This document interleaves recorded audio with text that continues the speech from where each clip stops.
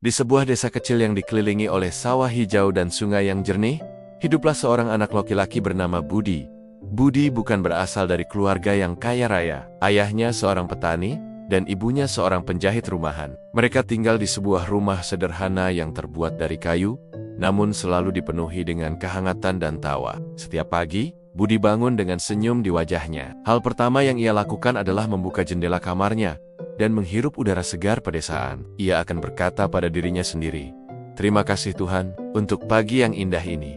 Baginya, bisa melihat matahari terbit dan mendengar kicauan burung sudah merupakan anugerah yang luar biasa. Budi tidak pernah mengeluh tentang apa yang tidak ia miliki. Teman-temannya mungkin punya mainan baru atau sepatu yang lebih bagus, tapi Budi tidak pernah iri. Mainannya adalah gasing kayu buatan ayahnya, layang-layang yang ia buat sendiri dari bambu dan kertas bekas, serta teman-temannya yang selalu setia menemaninya bermain di lapangan desa. Baginya, kebersamaan dengan teman-teman jauh lebih berharga daripada mainan termahal sekalipun. Suatu hari, Budi melihat ibunya sedang termenung di depan mesin jahit tuanya.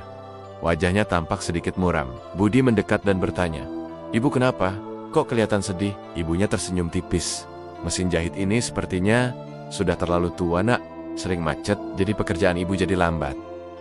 Budi menatap mesin jahit itu, lalu menatap wajah ibunya. Tanpa berkata apa-apa, ia pergi ke kamarnya dan kembali membawa celengan bambu miliknya. Celengan itu sudah terasa cukup berat. "Ibu, ini tabunganku. Mungkin bisa dipakai untuk memperbaiki mesin jahit, atau kalau cukup, kita bisa beli yang baru," kata Budi sambil menyerahkan celengannya.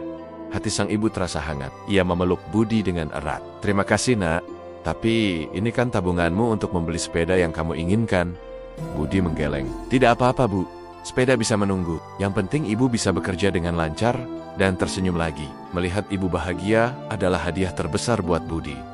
Sejak saat itu, Budi mulai berpikir, bagaimana caranya ia bisa membantu orang tuanya lebih banyak lagi. Sepulang sekolah, setelah mengerjakan PR, ia akan pergi ke kebun belakang rumah. Di sana, ia menanam sayur-sayuran seperti kangkung, bayam, dan cabai. Ia merawat tanaman-tanaman itu dengan penuh kasih sayang, menyiramnya setiap hari, dan membersihkan rumput liar di sekitarnya. Beberapa minggu kemudian, kebun kecil Budi mulai membuahkan hasil. Sayuran tumbuh subur dan segar. Budi memanennya dengan gembira. Sebagian ia berikan kepada ibunya untuk dimasak, dan sebagian lagi ia coba jual ke tetangga-tetangga terdekat. "Permisi, Bu. Ini sayuran dari kebun Budi, masih segar, baru dipetik," katanya sambil tersenyum ramah dari pintu ke pintu. Para tetangga senang membeli sayuran dari Budi. Selain segar, mereka juga kagum dengan kegigihan anak itu. Uang yang didapat Budi tidak banyak, tapi ia kumpulkan sedikit demi sedikit. Ia serahkan semua uang itu kepada ibunya. "Bu, ini hasil jualan sayur, bisa untuk tambahan keperluan dapur," katanya bangga. Ibunya menerima uang itu dengan mata berkaca-kaca, bangga tak terkira pada putranya. Kabar tentang Budi, anak yang rajin dan selalu bersyukur, menyebar ke seluruh desa. Pak RT, seorang pria bijaksana, mendengar cerita ini dan merasa terkesan. Suatu sore, Pak RT mengunjungi rumah Budi. Ia melihat sendiri kebun kecil di belakang rumah dan senyum tulus yang tak pernah lepas dari wajah Budi. "Budi, Bapak dengar kamu anak yang hebat," kata Pak RT. Budi hanya tersenyum malu. "Bapak hanya anak biasa, Pak." Pak RT tersenyum. Anak biasa tidak akan menyerahkan tabungannya untuk ibunya. Dan tidak semua anak mau bekerja keras membantu orang tuanya seperti kamu. Rasa syukurmu itu adalah kekayaan yang sesungguhnya. Kemudian, Pak RT melanjutkan, "Desa kita akan mengadakan lomba kebersihan dan penghijauan antar rumah. Bapak lihat, kamu punya potensi besar. Kenapa tidak kamu kembangkan kebunmu ini dan ajak teman-temanmu untuk ikut serta menghijaukan lingkungan kita?" Mata Budi berbinar. Itu adalah ide yang sangat bagus. Ia langsung setuju. Besoknya, Budi mengumpulkan teman-temannya. Ia tidak mengajak mereka untuk bersaing, tapi ia mengajak mereka untuk bekerja sama. "Teman-teman, yuk kita buat desa kita jadi lebih hijau dan indah. Kita bisa menanam bunga di depan rumah masing-masing, atau membuat kebun sayur kecil seperti punyaku. Nanti hasilnya bisa kita nikmati bersama."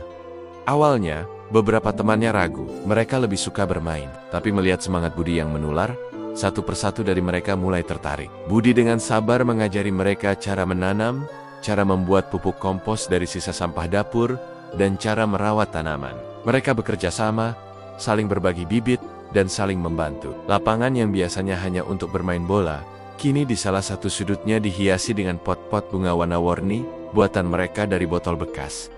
Hari perlombaan pun tiba. Tim juri dari kecamatan datang berkeliling desa. Mereka sangat terkejut melihat perubahan yang terjadi. Desa yang tadinya biasa saja, kini tampak lebih asri, bersih, dan penuh warna. Mereka melihat kebun-kebun kecil di hampir setiap halaman rumah, dan anak-anak yang dengan bangga menjelaskan tentang tanaman mereka. Tentu saja, lingkungan tempat tinggal Budi dan teman-temannya memenangkan juara pertama. Hadiahnya bukan hanya piala, tapi juga sejumlah uang pembinaan untuk desa. Saat penyerahan hadiah, Pak RT meminta Budi untuk naik ke atas panggung. Dengan sedikit gugup, Budi berdiri di depan warga desa. "Saya hanya ingin mengucapkan terima kasih," katanya dengan suara tulus. "Terima kasih kepada orang tua saya yang selalu mengajari saya untuk bersyukur. Terima kasih kepada Tumon Men yang mau bekerja sama. Kemenangan ini bukan milik saya sendiri, tapi milik kita semua." Ternyata, kalau kita bersyukur atas apa yang kita punya, sekecil apapun itu, dan mau berusaha, kita bisa menciptakan hal-hal yang luar biasa. Warga desa bertepuk tangan dengan meriah. Mereka tidak hanya bangga atas kemenangan desa, tapi mereka terinspirasi oleh seorang anak kecil yang mengajarkan mereka pelajaran berharga tentang rasa syukur. Uang hadiah lomba itu, otas usual Budi, digunakan untuk membeli mesin jahit baru untuk ibunya dan beberapa ibu lain di desa yang membutuhkan, serta untuk membangun sebuah perpustakaan mini di balai desa. Dan tebak, apalagi, dengan sisa uang dan sumbangan dari warga, Pak RT membelikan Budi sebuah sepeda baru. Bukan sepeda yang paling mahal, tapi sepeda itu terasa sangat istimewa bagi Budi.